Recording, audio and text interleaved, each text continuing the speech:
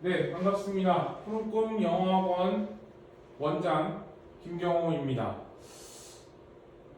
5월 이제 중순에 들어서면서 우리 중학교 친구들 영어 시험지 분석을 모두 완료를 했고요. 자, 앞으로 중학교 공부가 어떻게 될 것인가에 대해서 한번 이렇게 글보다는 한번 이렇게 말로 하는 게 어떨까 싶어서 한번 이렇게 색다르게 도전을 하게 되었습니다. 중학교 영어 시험지를 분석을 하면서 좀 많은 거를 느꼈어요. 학교마다 조금씩은 다르겠지만 그냥 단순하게 문제를 암기하는, 그러니까 문장을 암기를 한다고 될 수 있는 부분은 아니었습니다. 내가 중요하다고 생각한 어법을 암기를 하고 어떻게 응용할 수 있었는가, 이게 굉장히 좀 중학교에서 중요하다고 판단이 되었습니다. 그러면 여기서 한번 제가 질문을 한번 드리고 싶어요. 중학교 영어는 과연 암기만이 답일까? 라는 질문입니다. 중학교 영어는 예전에는 중학교 영어는 그냥 교과서나 리스닝을 열심히 암기하면 90점 이상을 받을 수가 있었습니다. 그런데 올해 중학교 시험지 분석을 하면서 제가 굉장히 많이 느낀 게 있어요. 단순하게 암기를 해서 맞을 수 있는 최대 점수가 75점 정도고요. 나머지 25점은 내가 배운 부분을 통해서 사고력을 충분히 발휘를 할 수 있어야 우리가 90점 이상을 맞을 수 있었다라는 결론이 나옵니다. 그렇다면 단순하게 암기해서 맞을 수 있는 75점이 중요할까? 그거는 아닐 겁니다.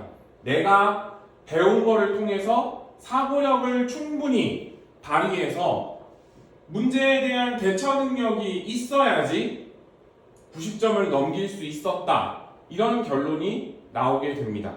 일부 학교들 같은 경우는 사실 정말로 지문만 암기를 하면 90점 이상 아니면 100점까지도 보장을 할 수 있었습니다. 근데 올해 시험지를 제가 분석을 하면서 대화중학교 같은 경우도 그리고 고양 송산중학교 같은 경우도 결국에는 그냥 영어의 교과서에 나와 있는 지문만 암기를 한다고 리스닝만 암기를 한다고 될 수 있는 부분은 아니었다는 거죠. 그래서 이제는 고등학교 때 요구하는 문제, 풀이 방식, 그리고 고등학교에서 요구하는 공부 방법이 중학교에서도 내려왔다는 걸 알 수 있습니다. 그래서 중학교 영어 공부 방식도 고등학교와 다를 바가 없습니다. 암기와 응용력을 요구하는 시대로 바뀌었습니다. 내가 어떠한 도구를 사용하는 방법을 열심히 암기를 했다고 하더라도 실전에서 그거를 쓸 수가 없다면 배운 의미는 없다라고 볼 수가 있겠죠. 이제 시험 문제 또한 그렇게 내려왔습니다. 그러면 이 시대에 맞춰서 저희 푸른꿈 영어학원이 할 수 있는 거는 일단 기본적으로 제공할 수 있는 거는 첫 번째, 지문 분석입니다. 학생들이 지문을 암기하려는 경향이 있어요. 리스닝도 그냥 암기하려는 경향이 있어요.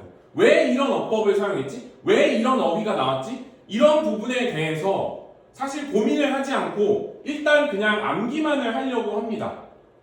자, 아까도 말씀드렸다시피 암기를 해서 얻을 수 있는 점수는 최대 75점밖에 되지 않습니다.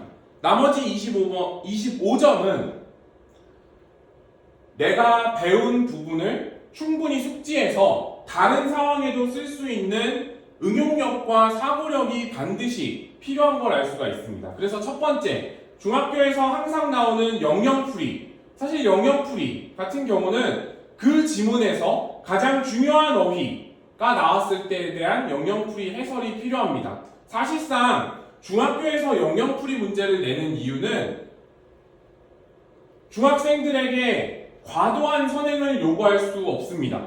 중학교 배운 선에서 문제를 최대한 어렵게 내는 건 가능하지만 중학교 2학년 친구한테 고등학교 1학년 또는 2학년의 어휘를 요구할 수 있는 문제는 낼 수가 없습니다. 그거는 선행학습을 하라는 얘기겠죠. 그렇기 때문에 최대한 영영풀이를 통해서 학생들이 문제를 푸는 걸 어렵게 만들 수가 있다는 거죠. 두 번째는 이제는 나올 수 있는 어법에 대해서 자세하게 설명을 해줄 수밖에 없습니다. 관계대명사를 공부를 하면 관계대명사의 기본적인 그런 개념만 설명하는 게 아니라 실제 문장에서 어떻게 사용이 되고 있느냐, 이 부분에 대해서도 충분히 우리가 연구를 해야 됩니다. 해당하는 어법에 대한 예문에 대한 숙지가 최소 1개 이상이 필요하고요. 그 다음에 주요한 구문을 영작하기. 서술형 문제가 나오는 학교들도 있고 나오지 않는 학교들도 있습니다. 서술형 문제가 나오는 학교들 같은 경우에는 굉장히 자기가 교과서에서 핵심적으로 배웠던 어법이 있어요. 교과서에서 각 2개 어법에 대해서 강조하는 부분이 있습니다. 그 부분에 대해서 영작을 준비를 하면 되고, 만약에 영작이 안 나오는 학교, 서술형 문제가 나오지 않는 학교는 2가지로 생각하면 됩니다. 교과서에서 주요한 구문, 문법적으로 굉장히 복잡한 부분이 나왔을 때 영작을 완벽하게 할 수 있어야 합니다. 몇 번째 나오는 걸 물어보기 때문에, 또는 요 최근에 한글을 영어로 바꾸는 문제가 나오기 시작했습니다. 한글을 영어로 바꾸는 문제를 했을 때 해당하는 단어와 어법에 대한 어떤 지식을 제대로 알고 있느냐, 이런 부분은 영작을 통해서 해결할 수 있습니다. 손이 기억하기 때문이죠. 그 다음에 마지막, 사실 4번이 굉장히 중요한데요. 지문을 역으로 선생님께 설명할 수 있는 능력이 중요합니다. 이게 바로 응용력과 사고력의 기본적인 부분이라고 할 수 있는데요. 제가 중고등학교 그리고 대학교 때 공부를 할 때 저는 굉장히 시끄럽게 공부를 했습니다. 저만이 필요할 수 있는 방이 필요했어요. 그 이유는 그냥 교과서를 열심히 읽고 해당하는 문제를 푸는 게 아니라 교과서를 읽고 덮어서 그 부분을 제가 공책이나 이면지 같은 곳에다가 여러 번 작성을 했기 때문인데요. 이 부분이 굉장히 중요합니다.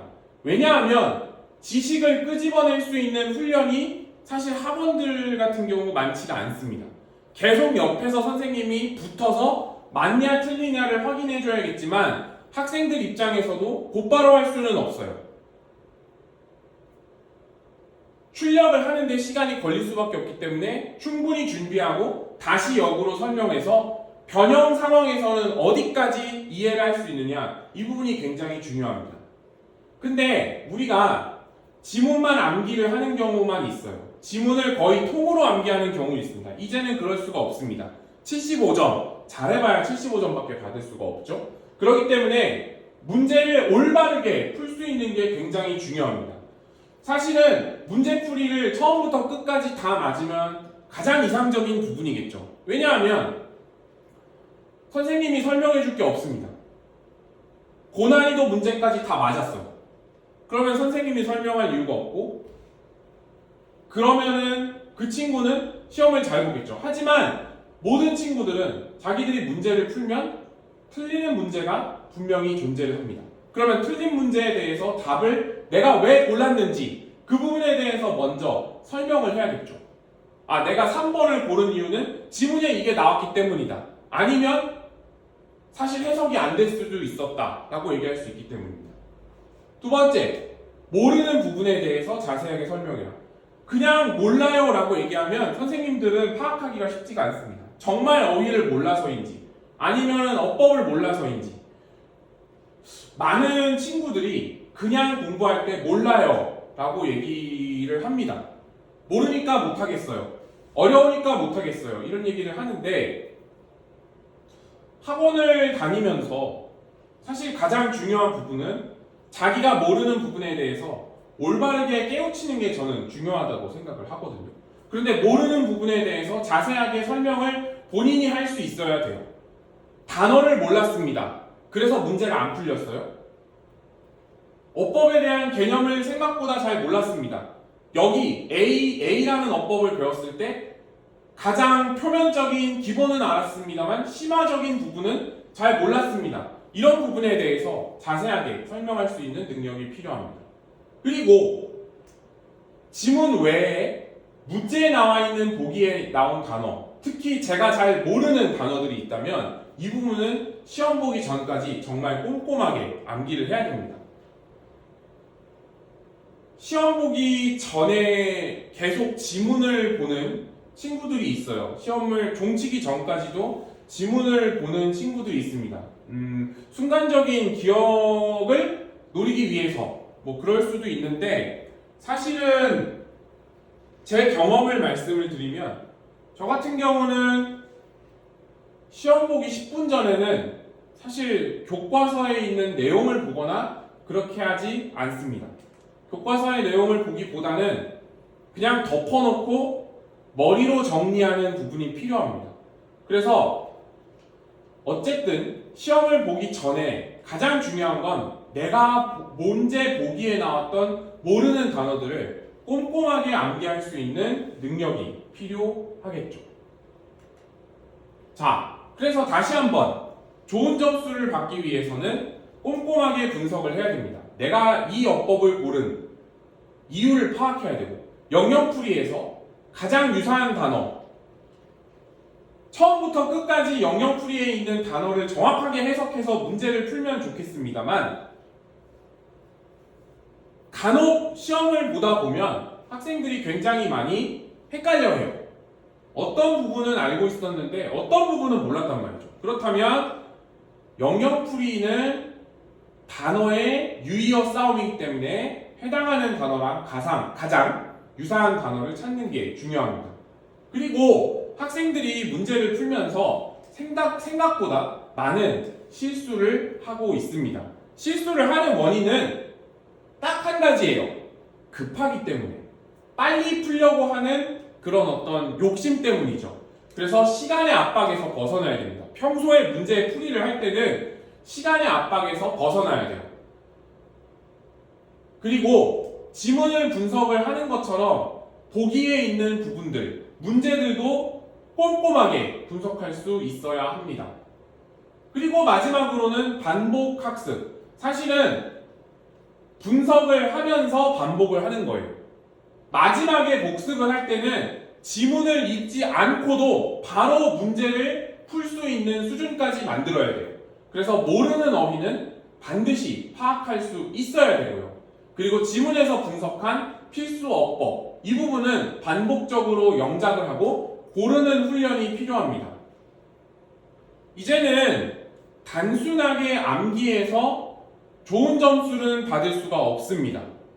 교과서를 열심히 암기했어요. 그럼 암기를 해서 내가 그 지식을 어떻게 쓸 수 있느냐, 이런 부분들이 굉장히 중요하겠죠. 제가 어느 학교인지는 기억이 안 나는데 지문에서 아마 이번 3월 모의고사, 고등학교 1학년 3월 모의고사 내용이었던 것 같은데 학생들은 자신들이 공부한 부분을 무조건 숙지했다고 판단을 내립니다. 그러니까 익숙한 거를 꼼꼼하게 분석했다, 완전히 알고 있다 라고 잘못 오해를 합니다. 그래서 그거에 대한 그것을 벗어날 수 있는 가장 좋은 방법은 선생님의 눈으로 학생들을 가르치는 시뮬레이션이 필요합니다. 그래서 푸른꿈 영어학원은 무조건적으로 수업만 하지는 않습니다. 오히려 빈 지문을 두고 학생들한테 역으로 물어봅니다. 정리를 해서 역으로 물어보고 그 부분에 대해서 꼼꼼하게 알고 있는가 없는가, 이런 부분들을 파악하는 게 굉장히 중요하죠. 이 중학교 때 공부 습관이 제대로 들어야 고등학교에 올라가서도 1등급을 받을 수가 있습니다.